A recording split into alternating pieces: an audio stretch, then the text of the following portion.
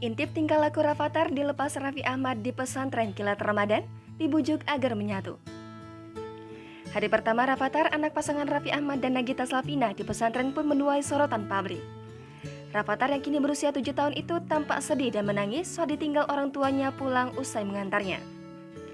Momen haru Rafathar dilepas Raffi Ahmad di pesantren Kilat Ramadan.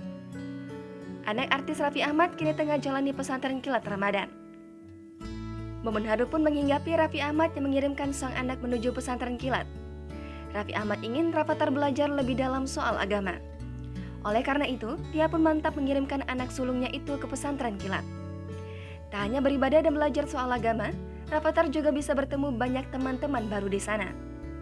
Hari pertama Rafathar di pesantren pun menuai sorotan publik. Bocah 7 tahun itu tampak sedih dan menangis saat ditinggal orang tuanya pulang usai mengantarnya. Sebelumnya, Raffi Ahmad dan Nagita Slavina mengirim Rafathar ke pesantren agar putranya semakin baik dan soleh.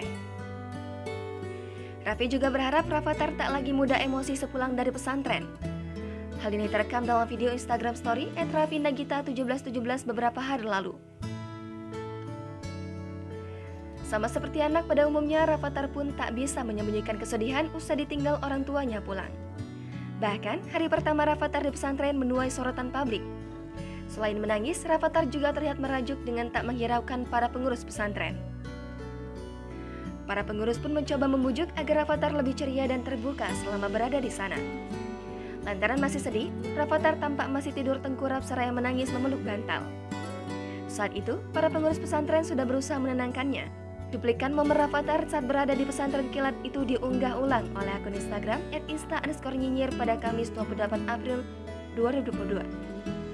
Warganet pun membanjiri postingan itu dengan beragam komentar. Mereka mendoakan agar Rafathar lebih betah dan semakin pintar usai belajar di pesantren Kilat.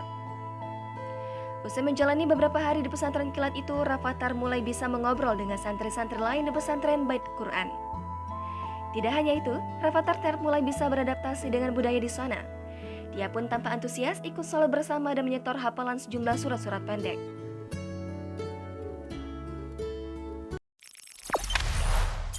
Jangan lupa subscribe, share, komen, dan like ya.